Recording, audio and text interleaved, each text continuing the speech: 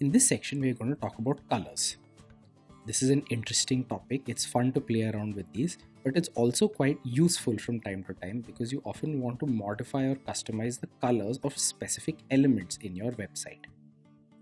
The easiest way to do this is by using the color property and specifying explicitly the name of a color as the value.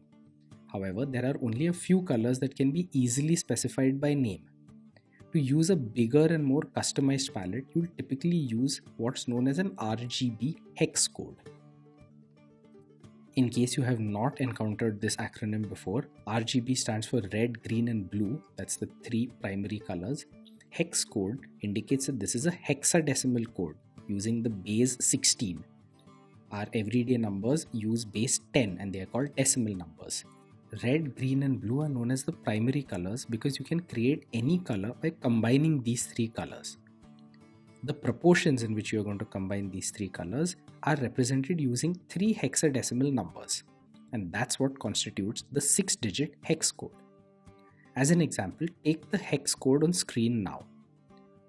BE, which is the first 2 digits of the 6-digit hex code, refers to the proportion of red in this particular color. The next 2 digits, 1, 5, correspond to the proportion of green. And the last 2 digits refer to the proportion of blue. In this way, we are able to represent any arbitrary combination of red, green and blue that we would like. There are 16 possible values of the intensity of red, 16 for green and 16 for blue. That gives an enormous number of possible different combinations, 16 raised to the power 3. Oh, and you might ask, what's the significance of that hash at the start of the hex code? Well, hash is just a convention which is used to represent a number in hexadecimal codes. So there's nothing really in that. The information is all in the remaining 6 digits that follow the hash. Let's do a few simple examples just to make sure that we understand what hex codes are all about. Let's say we wanted pure blue with no green and no red.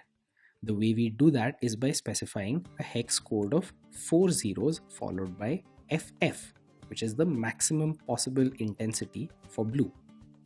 Similarly, if we wanted pure green with absolutely no red and no blue, we'd move FF into the middle 2 digits. And likewise, if we wanted pure red with absolutely no green or blue mixed in, we'd have FF followed by 4 zeros. This is just red.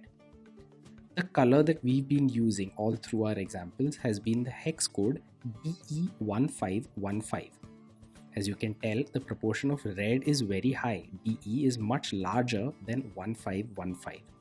And as a result, the resulting combination of colors is very close to red. It's a shade of red. And that's what you see when you use this color on an HTML element.